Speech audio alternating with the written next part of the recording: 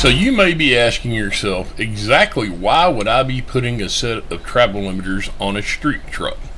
The first thing that made me choose UPR was finding out that all the materials they used are made right here in the USA.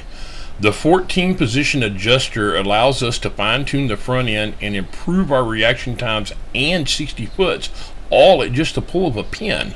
That can be very beneficial when doing drag and drive events, when sometimes all we need to do is make one A to B pass and then be done.